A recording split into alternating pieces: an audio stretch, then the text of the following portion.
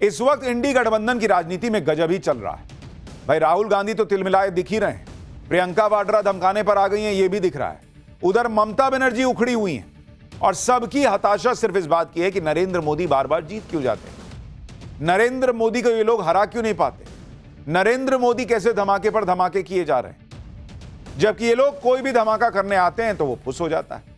Rahul Gandhi vote चोरी का बम, atom bomb, hydrogen bomb, पता नहीं कौन कौन बम लेकर आए, कुछ हुआ नहीं।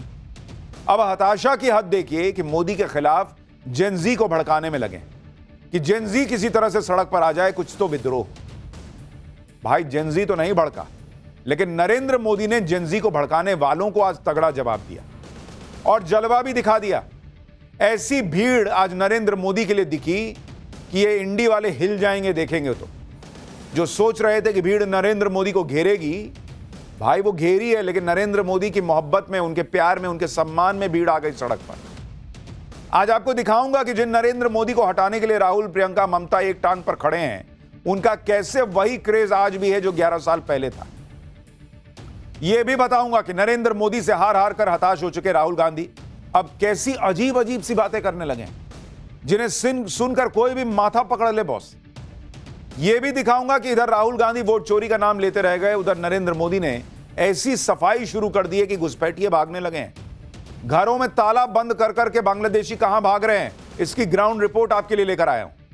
लेकिन पहले देश की पॉलिटिक्स में जेनजी को भड़काने से लेकर नरेंद्र मोदी के जवाब तक और घुसपैठियों पर एक्शन तक जो हो रहा है, उसका एक ट्रेलर देखिए।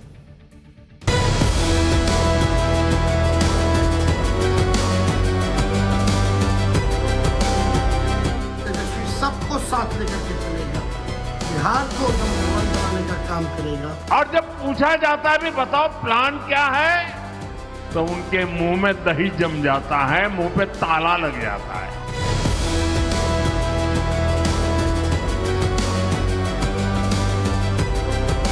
चुनाव आयोग की प्रशंसा करूंगा, मैं चुनाव आयोग को बधाई दूंगा। वो एक्चुअली चुनाव ही नहीं था, वो होलसेल चोरी हुई है।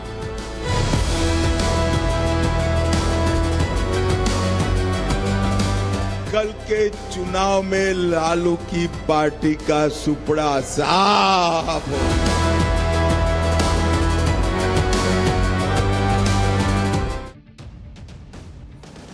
राहुल गांधी इधर वोट चोरी की रट लगाते घूम रहे हैं, उधर नरेंद्र मोदी ने कैसे सफाई अभियान शुरू किया है, बंगाल में कैसा गजब काम हो रहा है कि घर बंद करके घुसपैठिए भागने लगे हैं। इसकी ग्राउंड रिपोर्ट कुछ देर में आपको दिखाऊंगा, लेकिन पहले यह देख लीजिए कि कई दिनों से राहुल गांधी जिस जेनजी को वोट चोरी के नाम पर उकसा रहे थे, उस पर प्रधानमंत्री नरेंद्र मोदी ने आज पहला और तगड़ा जवाब कैसे दिया। यह वो जवाब है जिसने राहुल गांधी के जेनजी वाले पूरे एजेंडे के धागे खोल दिए। सुनिए, प्रधानमंत्री नरेंद्र मोदी ने जेनजी को लेकर राहुल गांधी, प्रियंका वाड्रा, पूरे इंडी अलायंस को, जिनके अरमान है शायद कि जेनजी के जरिए वो सत्ता में आएंगे, उनको नरेंद्र मोदी ने क्या कहा है। आरजेडी कांग्रेस ने बिहार के युवाओं को भ्रमित करने की बहुत कोशिश की, लेकिन उनकी सारी प्लानिंग फेल हो गई। इसका एक बहुत बड़ा कारण है बिहार का जागरूक नौजवान।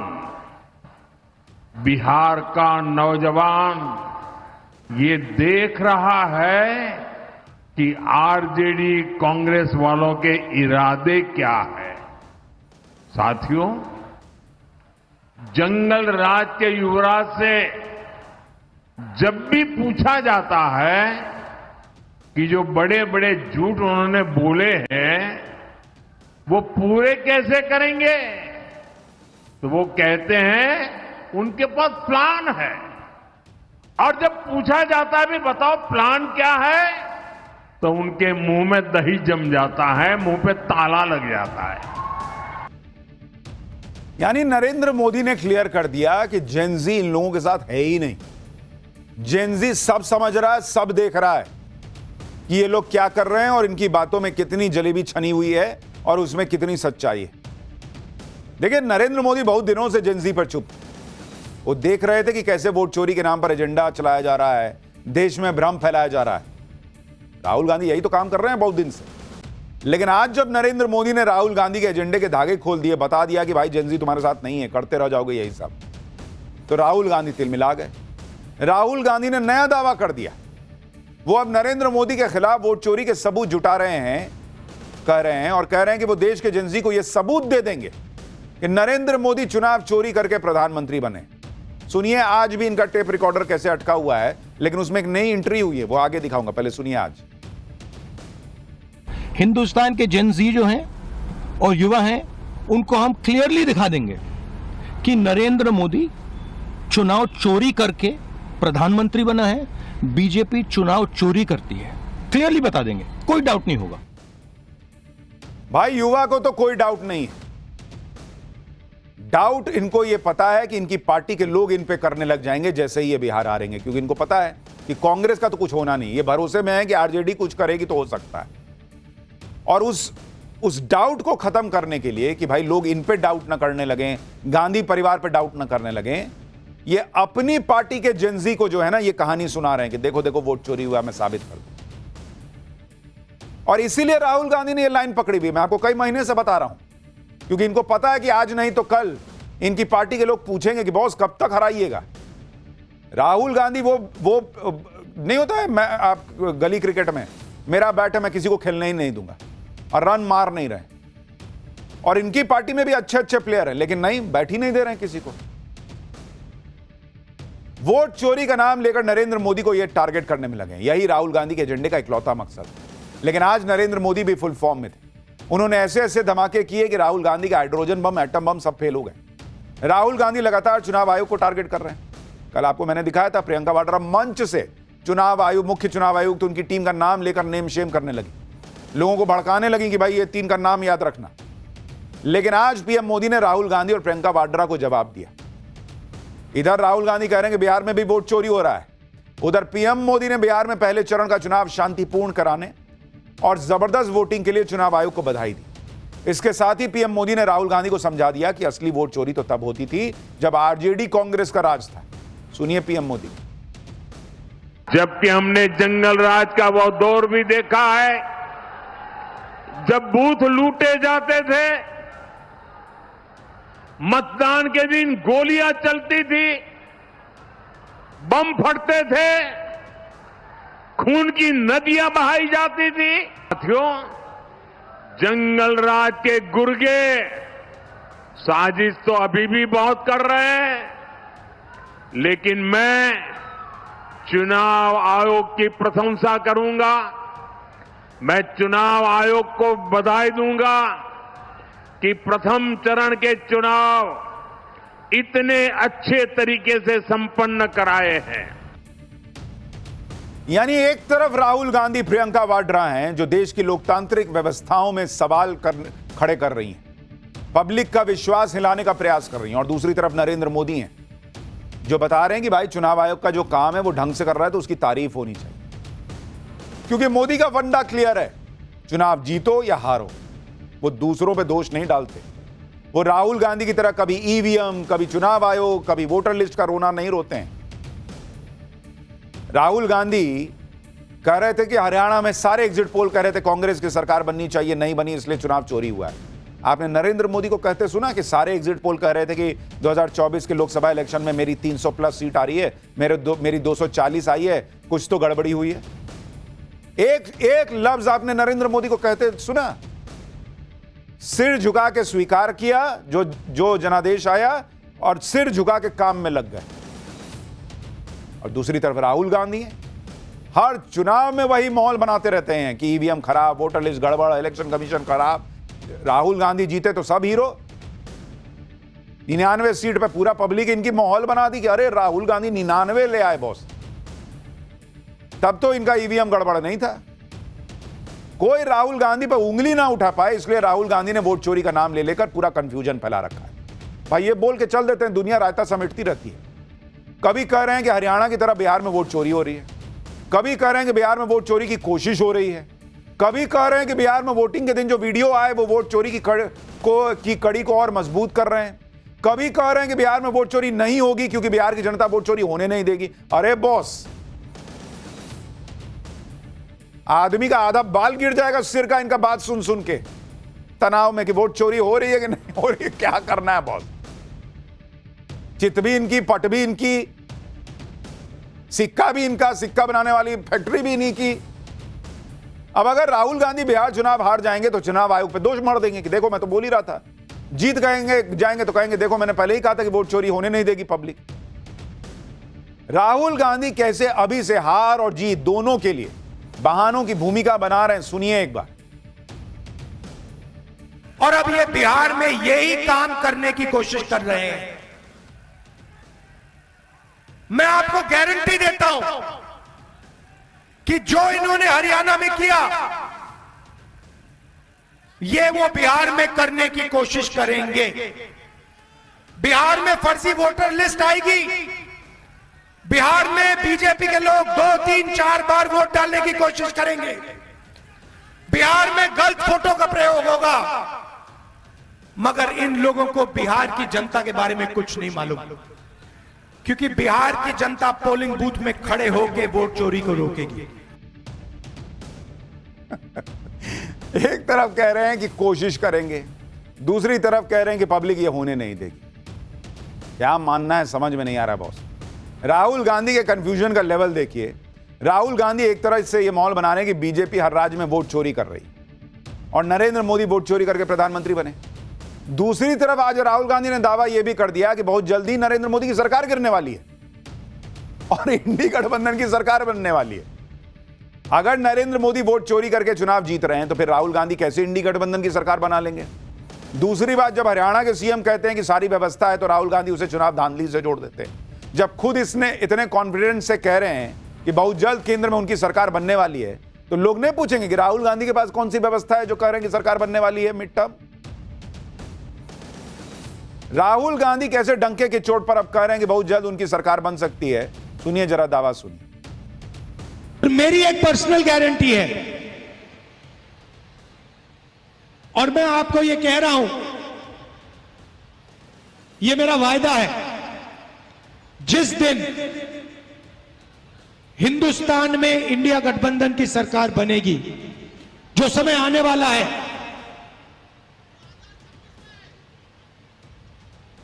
जो आने वाला है और बहुत जल्दी आ सकता है,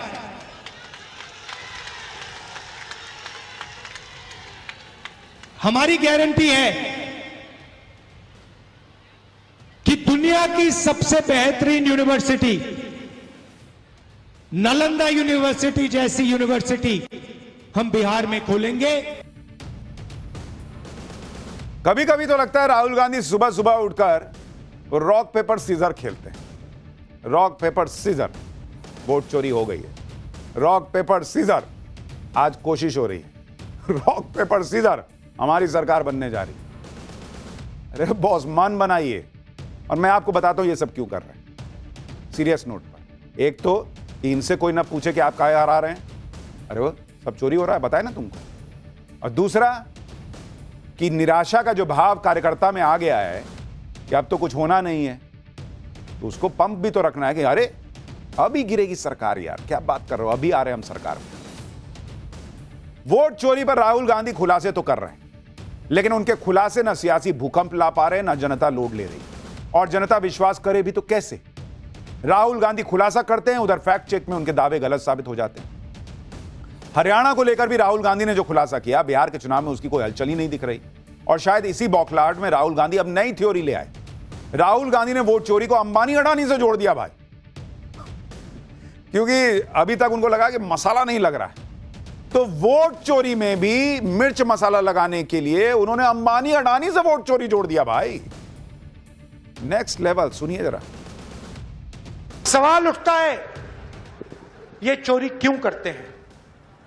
ये चोरी अदानी और अंबानी की मदद करने के लिए, अरबपतियों की मदद करने के लिए, आपकी जमीन अदानी अंबानी जैसे लोगों को देने के लिए, आपके अस्पताल, आपकी यूनिवर्सिटीज, आपकी कॉलेजेस प्राइवेटाइज करने के लिए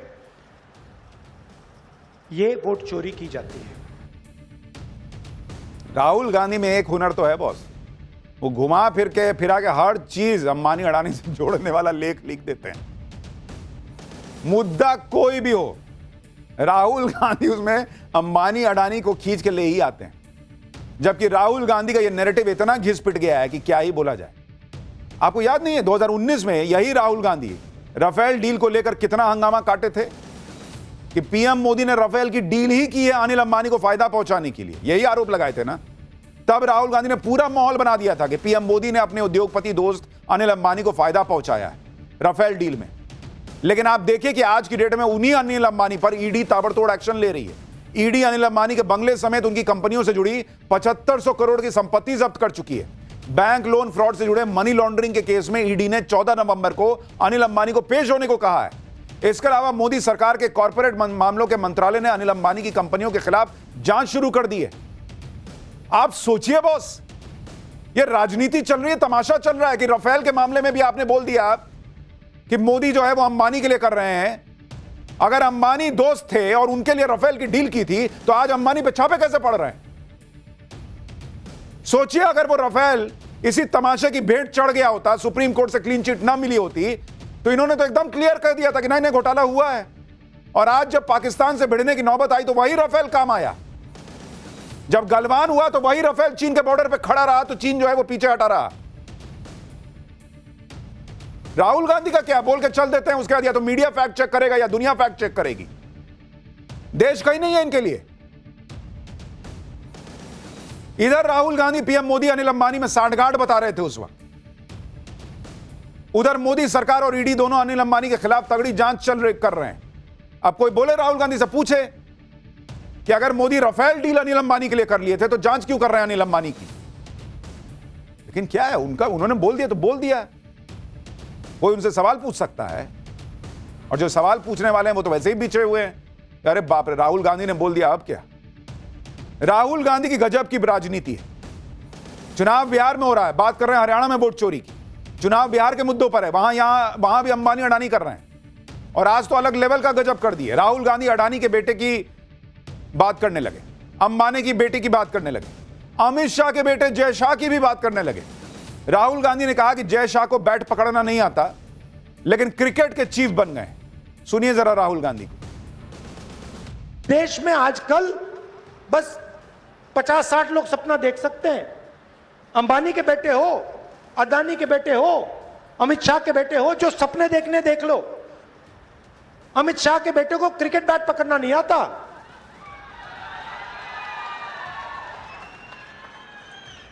रन लेना तो छोड़ दो, मगर है वो क्रिकेट का चीफ। पूरी क्रिकेट कंट्रोल कर रखी है। क्यों कर रखी है? पैसा। राहुल गांधी दूसरों के बेटे के बारे में तो बात कर रहे हैं। कोई उनसे पलट के पूछ लेगा कि वो इतने चुनाव हराने के बाद भी कांग्रेस के मुखिया टाइप क्यों बिहेव करते और बने हुए हैं, किस वजह से? वो भी किसी पूर्व प्रधानमंत्री के बेटे हैं तभी ना, या बहुत शानदार परफॉर्मेंस कर रहे हैं कांग्रेस के लिए इसलिए इतना उनको जो है वो चढ़ा के रखा गया है कांग्रेस में? कौन बात के लिए? और जय शाह का बिहार के चुनाव से क्या लेना देना बॉस?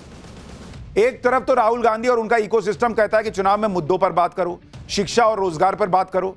खुद राहुल गांधी चुनाव में अडानी अंबानी करते रहते हैं, और अब जय शाह का नाम भी लेने लगे कि अमित शाह के बेटे को तो बैट पकड़ना नहीं आता, क्रिकेट का चीफ कैसे बना हुआ है? राहुल गांधी कह रहे हैं कि जय शाह को बैट पकड़ने नहीं आता, वो क्रिकेट के चीफ बन गए। राहुल गांधी भूल गए कि कांग्रेस के नेता अशोक गहलोत के बेटे वैभव गहलोत राजस्थान क्रिकेट बोर्ड के अध्यक्ष रहे। अगर क्रिकेट को कंट्रोल करने की बात है तो नॉन क्रिकेटर भी क्रिकेट बोर्ड को चलाते रहे। अशोक गहलोत का बेटा कैसे चला रहा था? वो क्या बहुत बड़े क्रिकेटर हैं?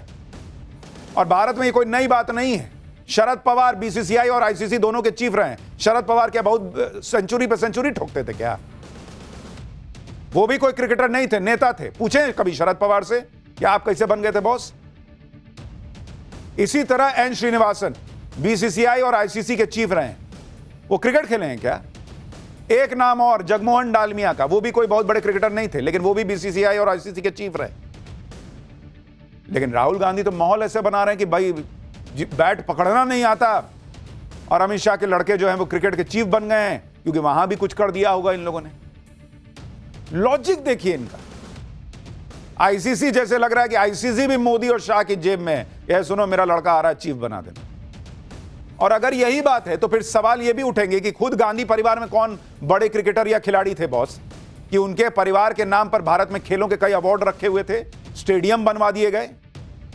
राजीव गांधी के नाम पर राजीव गांधी खेल रत्न पुरस्कार रखा गया था। राजीव गांधी कौन सा खेल खेलते थे बॉस? यह भारत में खेल जगत से जुड़ा सर्वोच्च खेल पुरस्कार था।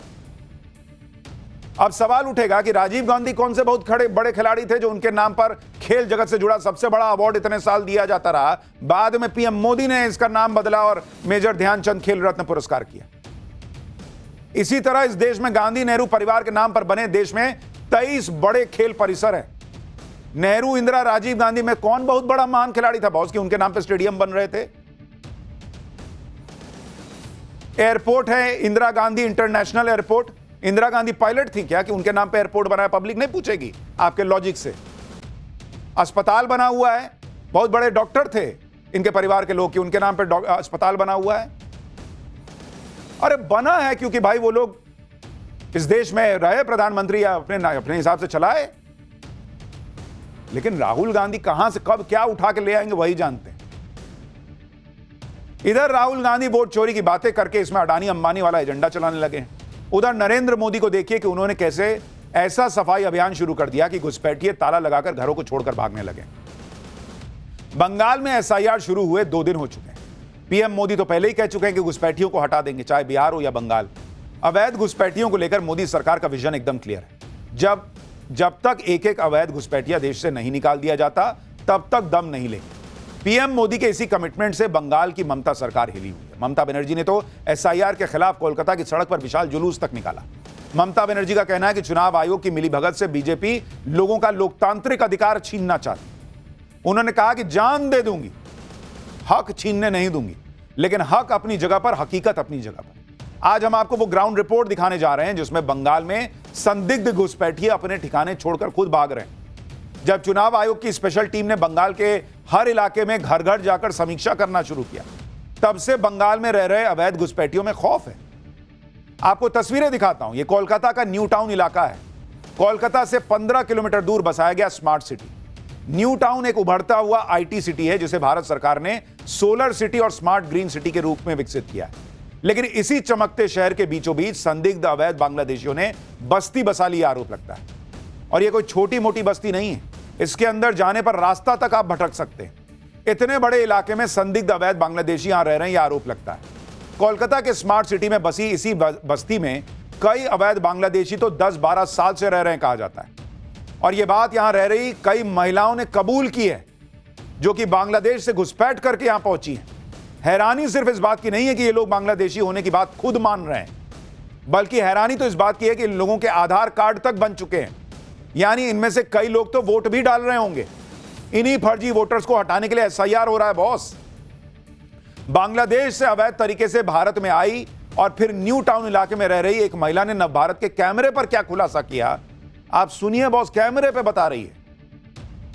দিদি আপনি কদিন আছেন এখানে? আমি এই 10-12 বছর হচ্ছে। আপনি কোথা থেকে এসেছেন? বাংলাদেশের থেকে। কিভাবে এসেছিলেন এখানে? আমাদের ওদিন নদী এলাকা ওই বন্যায় বুড়িয়ে গেছে, তাই আমরা এখানে চলে আসি।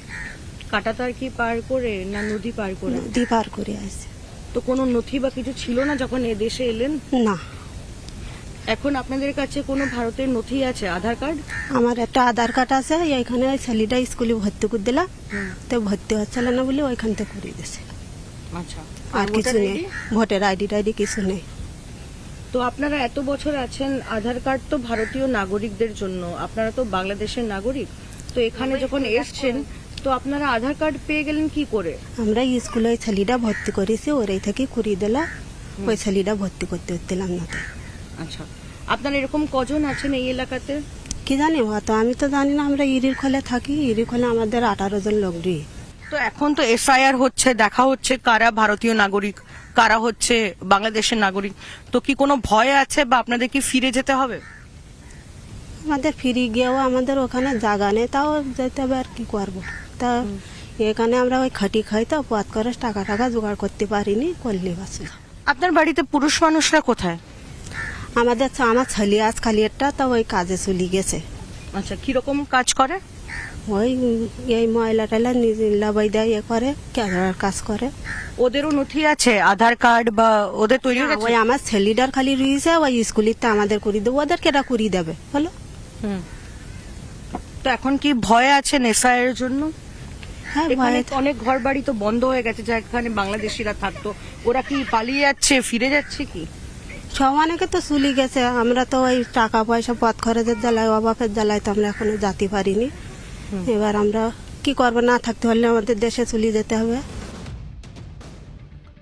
आप सुन रहे हैं, नव भारत के कैमरे पर बांग्लादेशी महिला खुद मान रही है कि वो बांग्लादेशी है, खुद बता रही है कि उसकी जानकारी में यहां 18 लोग रह रहे हैं, उसके घर में पुरुष भी हैं, आधार कार्ड बन गया है, और खुद ये भी बता रही है कि कई लोग घर बंद कर करके चले गए हैं क्योंकि एसआईआर हो रहा है। ये लोग बंगाल के किसी दूर दराज के जिले में नहीं बसे हैं बॉस, ये ममता बनर्जी के शहर में बसे हुए हैं बांग्लादेशी लोग। ममता बनर्जी को तो सिर्फ मोदी और एसआईआर का विरोध करना है। बंगाल में एसआईआर से क्या फर्क पड़ रहा है वो आप देखिए। आरोप है कि जो अवैध बांग्लादेशी कोलकाता के न्यू टाउन इलाके में 10-12 साल से रह रहे थे, अब उन्होंने भागना शुरू कर दिया है। ये वो संदिग्ध अवैध बांग्लादेशी बताए जा रहे हैं जो एसआईआर के खौफ से अपना सामान पैक करके भाग रहे हैं। न भारत की टीम जब न्यू टाउन इलाके में पहुंची तो ऐसे कई लोग मिले जो अवैध बांग्लादेशी थे। इनमें से कई लोग एसआईआर के डर से घर छोड़कर भाग गए थे। जो लोग यहां बचे थे वो कैमरे के सामने बोलना नहीं चाहते थे ज्यादातर।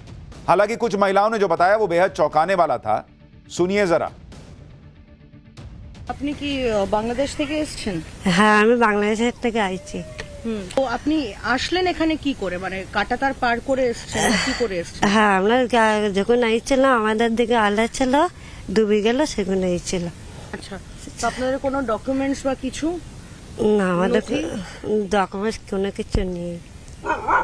এখানে ভারতের আধার কার্ড বা হচ্ছে ভোটার আইডি কিছু আছে আপনাদের? আমার ভোটার কার্ড নেই। আর আধার কার্ড?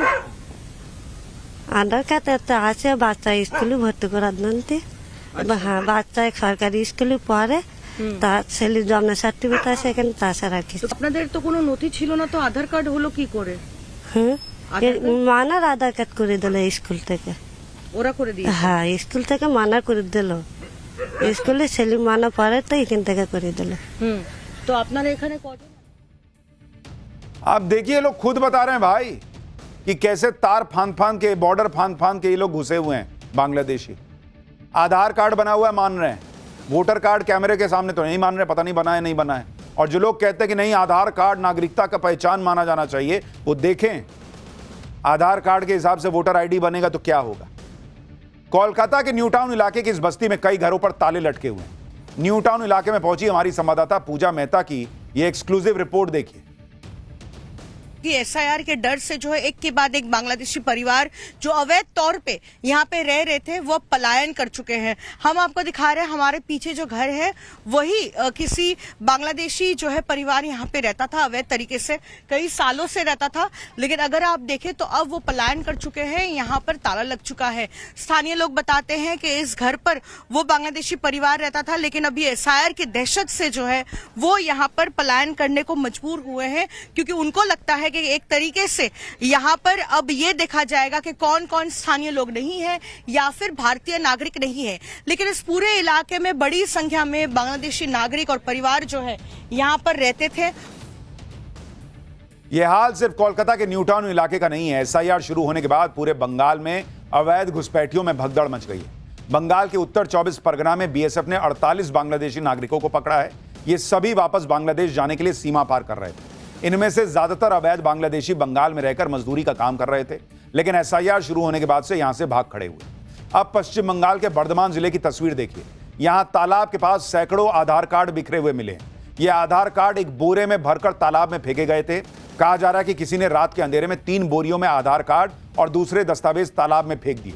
इसे लेकर बीजेपी और टीएमसी आमने सामने हैं। बीजेपी ने इसे एसआईआर के डर से फेंके गए फर्जी कार्ड बताया है, जबकि टीएमसी ने नकली बताकर फेंके जाने की बात कही है। इधर एसआईआर से बंगाल के घुसपैठियों में हड़कंप मचा है, उधर टीएमसी के अंदर भी खलबली बढ़ गई। टीएमसी ने बंगाल के चीफ इलेक्टोरल ऑफिसर को लेटर लिखा है। टीएमसी ने आरोप लगाया कि बंगाल में एसआईआर को लेकर मुख्य चुनाव आयोग कुछ कह रहे हैं, जबकि जो लिखित आदेश है उसमें अलग नियम है। टीएमसी का आरोप है कि 27 अक्टूबर को ज्ञानेश कुमार ने बताया था कि एसआईआर फॉर्म में अंकल और ब्लड रिलेटिव्स को जोड़ा जा सकता है, लेकिन अब जो लिखित आदेश है उसमें केवल पेरेंट्स और ग्रैंड पेरेंट्स का ही जिक्र करने की बात है। टीएमसी कह रही है कि इससे ग्राउंड में बीएलओ के बीच कंफ्यूजन बढ़ गया है।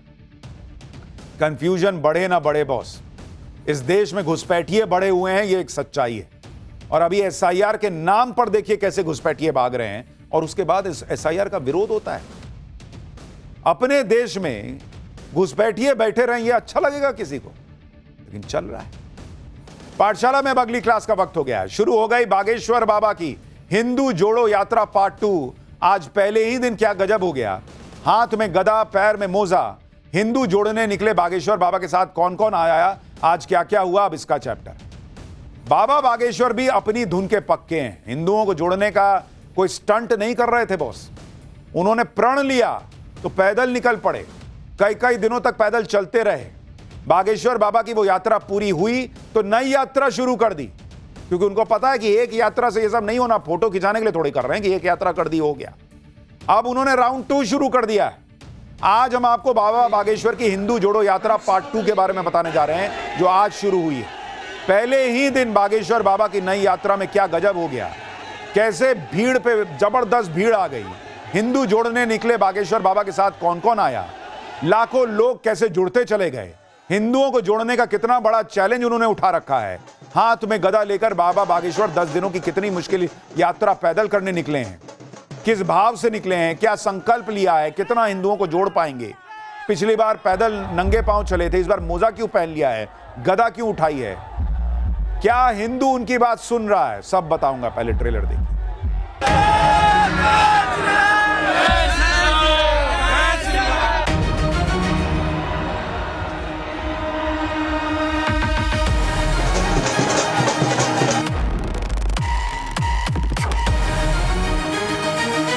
राष्ट्रवाद को सुन करके राष्ट्रवाद को बढ़ावा देने की है, धर्म विरोधी और देश को बिगाड़ने वालों की ठटरी भरेगी। देश में रहने वाला प्रत्येक व्यक्ति सनातनी है, जो सनातनी नहीं है वो तनातनी है। जब तक बेधर्मी भारत से भाग नहीं जाएंगे तब तक हम बागेश्वर बालाजी सरकार के साथ में हैं। हम कोई पंजाबी नहीं है, ब्राह्मण नहीं है, हम केवल सनातनी है, सच्चे सनातनी है। यात्रा से सनातन महाराज को बल मिलेगा, हिंदू राष्ट्र के निर्माण में सहयोग मिलेगा। छुआछूत की करो विदाई, हम सब हिंदू। छुआछूत की करो विदाई, हम सब हिंदू। बाबा बागेश्वर जो काम करने निकल पड़े हैं वो आसान काम नहीं है बॉस, क्योंकि जैसे ही कोई हिंदू एकता की बात करता है, जातिवाद खत्म करने की बात करता है, वैसे ही वो टारगेट हो जाता है। हिंदू जातियों में ही बटा रहे, इसी में कई लोगों को अपना फायदा दिखता है, पॉलिटिकल लोगों को ज्यादा। लेकिन बाबा बागेश्वर ने इसी स्थिति को खुला चैलेंज दे रखा है। एक यात्रा वो पहले निकाल चुके, दूसरी यात्रा उन्होंने आज शुरू कर दी, और आज जो यात्रा शुरू हुई उसकी तस्वीरों ने हैरान कर दिया। आपको एक एक तस्वीर पहले दिखाता हूं। बागेश्वर बाबा की यात्रा में शामिल होने के लिए देश के कोने कोने से सनातनी आज दिल्ली के छतरपुर पहुंचे। सनातन की धर्म ध्वजा के साथ, जयकारों के साथ सारे सनातनी बाबा बागेश्वर की इस यात्रा में शामिल हुए। भीड़ ऐसी उमड़ी कि लोगों के लिए जगह कम पड़ गई। जिसको जहां जगह मिली वो वहीं से बाबा बागेश्वर की एक झलक पाने के लिए बेताब दिखा। बागेश्वर बाबा हाथों में देखिए कैसे लोग छत पे चढ़ गए। हर जगह जो है वो हनुमान जी की फोटो, बाबा बागेश्वर की फोटो दिख रही है। यात्रा में शामिल होने पहुंचे बागेश्वर बाबा के भक्त उनके लिए खास तोहफे भी लेकर पहुंचे। एक भक्त ने बागेश्वर बाबा को आई लव बागेश्वर धाम सरकार लिखा पोस्टर भी गिफ्ट किया, जिसमें सबसे ऊपर जय श्री राम लिखा नजर आया और काला चश्मा पहने बागेश्वर बाबा की तस्वीर। लोग मिलते हैं एकदम भावुक हो जाते हैं। अच्छा, उनको भी इतना सिक्योरिटी कंसर्न है, लेकिन नहीं, भक्त आया है तो गले लगा रहे हैं। वहीं एक भक्त ने बागेश्वर बाबा को अपने हाथों से बनी पेंटिंग गिफ्ट की, जिसमें बागेश्वर बाबा को अपने आराध्य भगवान हनुमान जी की पूजा करते दिखाया गया। बागेश्वर बाबा की हिंदू जोड़ो यात्रा में पहुंचे लोगों के स्वागत के लिए बैंड बाजे का भी इंतजाम था।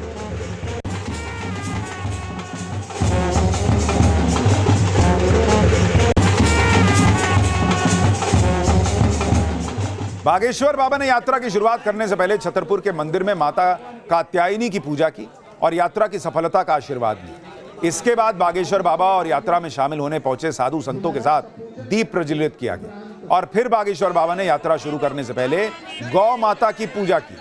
इसके बाद शंखनाद के साथ हिंदू जोड़ो यात्रा पार्ट 2 की शुरुआत हुई। सनातन के लिए बागेश्वर बाबा की पदयात्रा के लिए सनातनियों में गजब उत्साह था। आप एक बार देखिए बागेश्वर बाबा ने यात्रा में शामिल लोगों से क्या जयकारे लगवाए, फिर बागेश्वर बाबा की सनातन हिंदू यात्रा में उमड़ी गजब की भीड़ की कुछ और तस्वीरें दिखाता। भारत हिंदू राष्ट्र की, सत्य सनातन धर्म की, गौ माता की, छुआछूत की करो विदाई हम सब हिंदू, छुआछूत की करो विदाई हम सब हिंदू, भेदभाव की करो विदाई हम सब हिंदू, हम सब हिंदू, हम सब हिंदू। आज से शुरू हुई बागेश्वर बाबा की हिंदू एकता यात्रा पूरे 10 दिन चलने वाली है। इस यात्रा में शामिल होने के लिए 50,000 से ज्यादा भक्तों ने ऑलरेडी ऑनलाइन रजिस्ट्रेशन करवाया हुआ है। लेकिन आज यात्रा के पहले ही दिन भक्तों की ऐसी भीड़ उमड़ी कि संभालना मुश्किल हो रहा था। लोगों की भीड़ इतनी ज्यादा हो गई कि कई लोग तो बागेश्वर बाबा की झलक पाने के लिए यात्रा के लिए बनाए गए स्वागत द्वार के ऊपर चढ़ गए। देखिए कहां कहां लोग चढ़ गए। बागेश्वर बाबा का अपने भक्तों से कनेक्ट करने का तरीका देखिए। वैसे तो बागेश्वर बाबा लगातार यात्रा में शामिल लोगों का हौसला बढ़ाते नजर आते हैं, लेकिन जब बागेश्वर बाबा की नजर सड़क के किनारे बस स्टैंड की छत पर चढ़े कुछ भक्तों पर पड़ी तो पहले तो बाबा ने उन्हें नीचे उतारने के लिए कहा, फिर उन पर गुस्सा करते भी नजर आए। इसके पीछे बाबा बागेश्वर की मंशा थी कि धक्का लगने की वजह से भक्तों को किसी तरह से चोट न लग जाए। देखिए वहां क्या हुआ।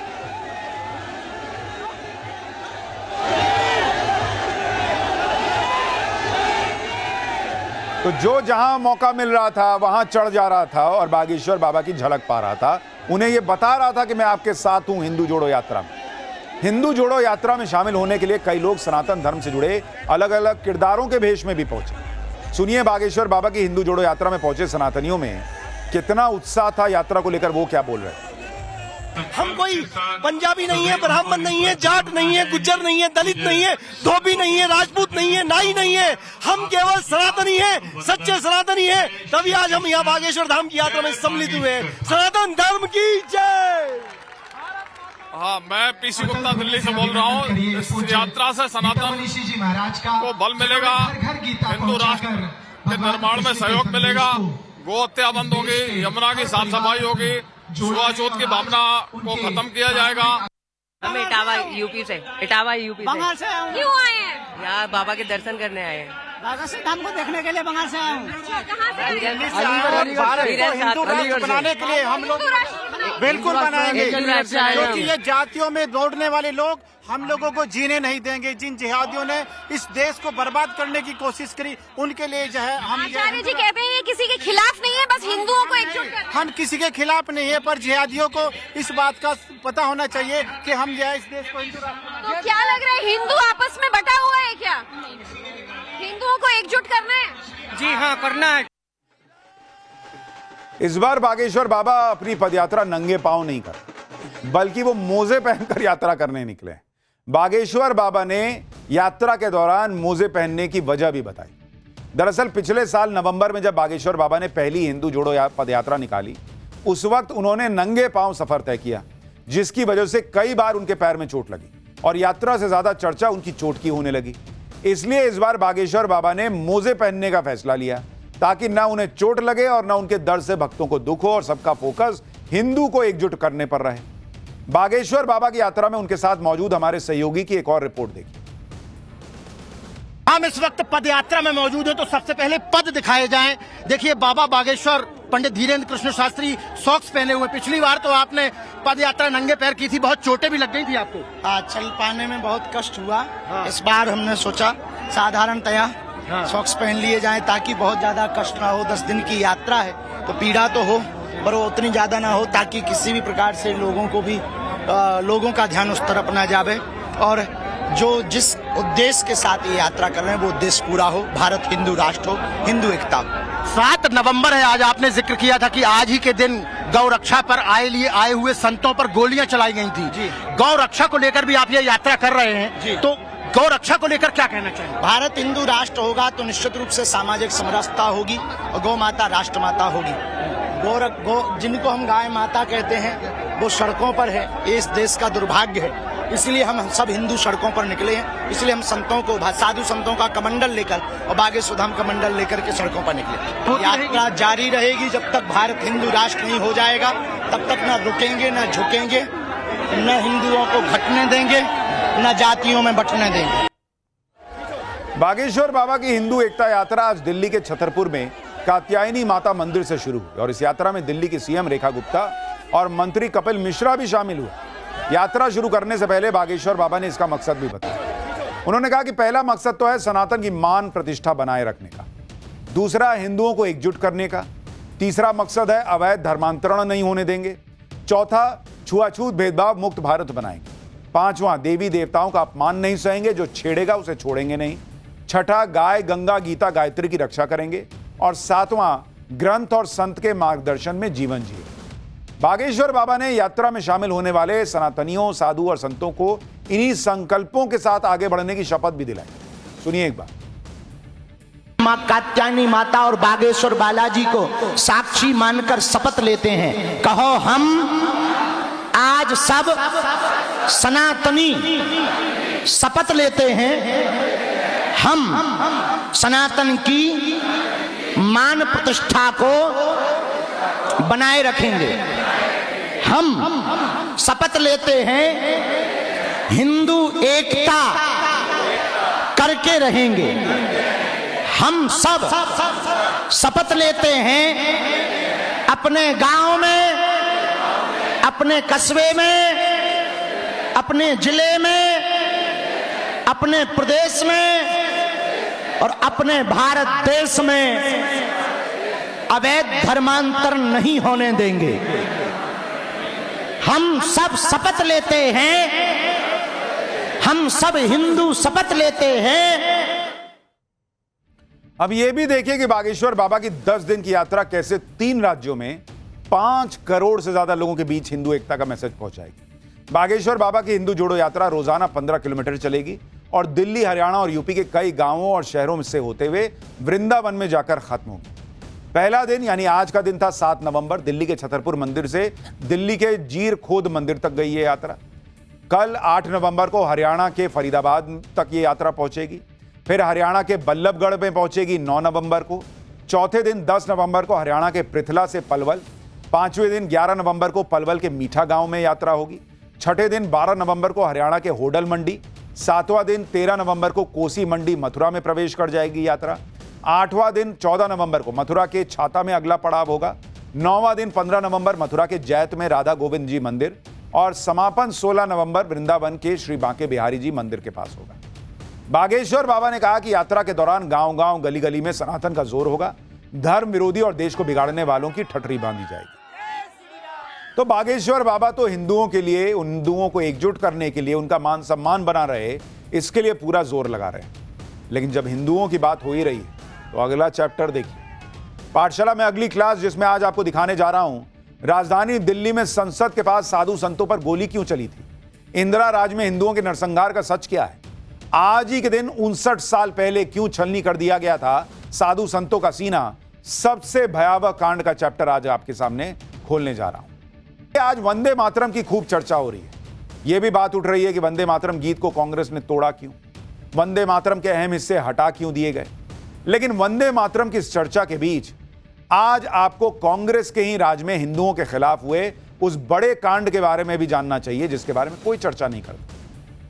लोग अक्सर याद करते हैं कि भाई राम भक्तों पे गोली चली थी, लेकिन बॉस 7 नवंबर 1966 यानी आज के दिन 59 साल पहले साधु संतों का सीना छलनी हुआ था इसी दिल्ली में, राजधानी में, और तब देश में इंदिरा गांधी की सरकार थी। इस सबसे भयावह कांड का चैप्टर आज खोलने जा रहा हूं। यह बताऊंगा कि राजधानी दिल्ली में संसद के पास साधु संतों पर गोली चली क्यों थी, लेकिन जो पहले हुआ था उसकी एक झलक देखिए।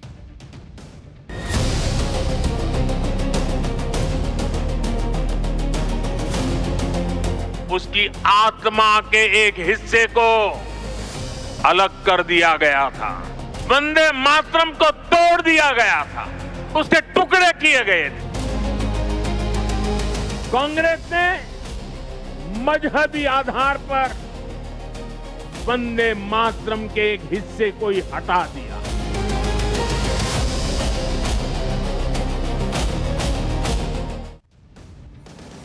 भारत के इतिहास में बहुत सारे ऐसे काम हुए हैं जिनकी चर्चा बहुत कम होती है या होती ही नहीं। हिंदुओं के खिलाफ ऐसे ऐसे कांड हो चुके हैं जिसके बारे में सुनकर आप हैरान हो जाएंगे। और ऐसा ही एक कांड आज से 59 साल पहले 7 नवंबर 1966 को इंदिरा गांधी के राज में हुआ था, जिसने पूरे देश को हिलाकर रख दिया था। लेकिन तब सोशल मीडिया का वैसा दौर नहीं था और की खबरें जो हैं वो पूरी तरह से फैलती, और फिर बाद में तो कालीन के नीचे चला गया मामला। 1966 में देश में इंदिरा गांधी देश की प्रधानमंत्री थी। इंदिरा गांधी को प्रधानमंत्री बने हुए ज्यादा समय नहीं हुआ था और उसी समय देश में गोरक्षा के लिए एक बड़ा आंदोलन चल रहा था। साल 1966 में देश के अलग अलग हिस्सों में गो हत्या रोकने के लिए कानून बनाने की मांग हो रही थी। करपात्री जी महाराज जैसे बड़े संत लगातार गो हत्या पर प्रतिबंध की मांग कर रहे थे। करपात्री जी महाराज तो कई सालों से गो हत्या पर प्रतिबंध की मांग कर रहे थे। 7 नवंबर 1966 को गोरक्षा अभियान के तहत हजारों साधु संतों के साथ करीब 1.25 लाख लोग दिल्ली पहुंचे थे। साधु संतों ने दिल्ली में संसद भवन को घेर लिया था। अपने साथ गाय और बछड़े लेकर पहुंचे थे, कहा गया।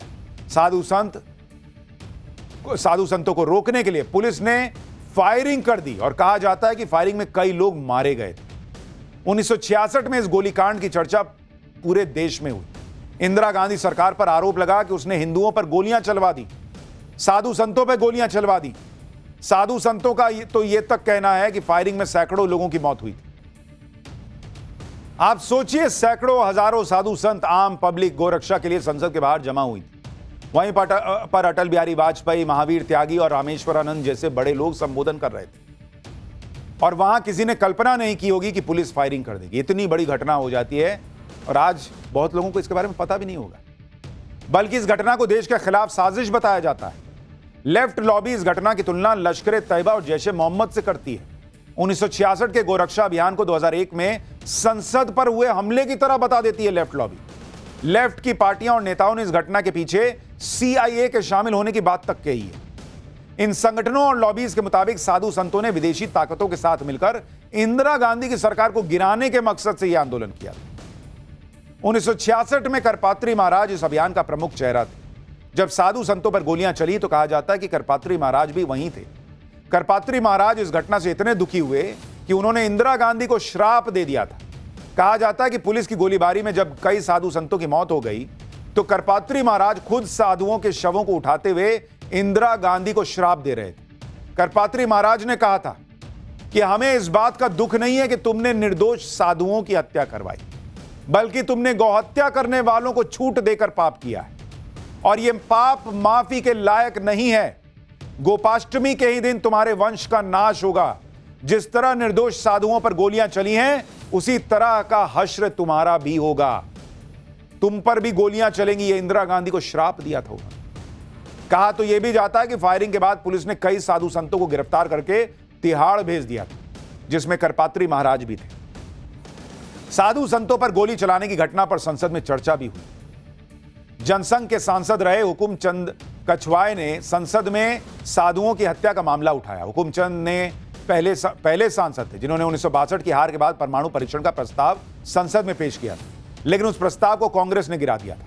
हुकुमचंद कछवाए ने कहा कि पूरे देश में गौहत्या के खिलाफ एक जनभावना बन रही है, इससे बड़ा कलंक माना जाता और इसी को रोकने के लिए साधु संत कानून की मांग कर रहे थे। हुकुमचंद कछवाए ने कहा कि इस प्रदर्शन को फेल करने की योजना पहले से बन रही थी। 5 नवंबर 1966 को 62 गुंडे बंगाल से बुलाए गए थे। दिल्ली से भी 80 गुंडों को बुलाया गया था। 7 नवंबर को कई पुलिस वालों को छुट्टी दे दी गई थी, जबकि पहले कभी भी इतने पुलिस वालों को छुट्टियां नहीं दी गई थी। हर गुंडे को 150 रुपए दिए गए थे। प्रदर्शन में तोड़फोड़ करने की ट्रेनिंग दी गई थी। पुलिस वालों को प्रमोशन का लालच दिया गया था। इतना ही नहीं, उन लोगों को कुरान, गीता और रामायण की कसम भी दी गई थी। हुकुमचंद कछवाए ने संसद में गौहत्या विरोधी प्रदर्शन को लेकर तीखे अंदाज में सरकार पर हमला किया था। हुकुमचंद कछवाए ने बताया था कि गोरक्षा प्रदर्शन में साधु संतों पर 379 राउंड गोली चलाई गई थी। साधु संतों और आम लोगों पर 754 आंसू गैस के गोले दागे गए थे। सरकार जानबूझकर फायरिंग में मारे गए लोगों के आंकड़े छुपा रही है। पुलिस की फायरिंग में कुल 122 लोगों की मौत हुई थी। लाशों को बदरपुर ले जाकर जला दिया गया। कई लाशों को गड्ढों में दफना दिया गया था। यह कैसी राक्षसी सरकार है जो लाशें तक खा जाती है? यह इंदिरा गांधी सरकार पर आरोप लगा था। हुकुमचंद कछवाए ने फायरिंग में मारे गए लोगों को मुआवजे का सवाल भी संसद में पूछा था कि क्या 7 नवंबर 1966 को गोहत्या विरोधी प्रदर्शन में पुलिस द्वारा गोली चलाने से मारे गए लोगों के परिवार वालों को कोई मुआवजा दिया गया? अगर हां तो उसका ब्यौरा क्या है? क्या सरकार ने उन लोगों की भी कोई सहायता की है जिनके स्कूटर और कारों को आग लगाई गई थी? अगर हां तो कितनी? हुकुमचंद कछवाए ने सरकार से 2 सवाल पूछे और उनके जो जवाब मिले वो हैरान कर देंगे आपको। सरकार की तरफ से तत्कालीन गृह राज्य मंत्री विद्याचरण शुक्ल ने कहा था कि किसी भी मृतक के परिवार को मुआवजा देने का प्रश्न ही नहीं उठता। जिन सरकारी कर्मचारियों की गाड़ियों को नुकसान पहुंचा था उनको सरकार की तरफ से 1,83,615 रुपए मंजूर किए गए। यानी उस समय की इंदिरा गांधी सरकार ने पुलिस की फायरिंग में मारे गए लोगों के परिवार वालों को कोई सहायता राशि तक नहीं दी, जबकि गाड़ियों को हुए नुकसान का मुआवजा दे दिया था। गाड़ियों की कीमत थी, हिंदू साधु संतों की कीमत नहीं थी। और आज जब हिंदुओं की बात होती है, नरेंद्र मोदी हिंदुओं की बात करते हैं तो कईयों को आग लगती है, क्योंकि उस वक्त क्या क्या हो रखा है।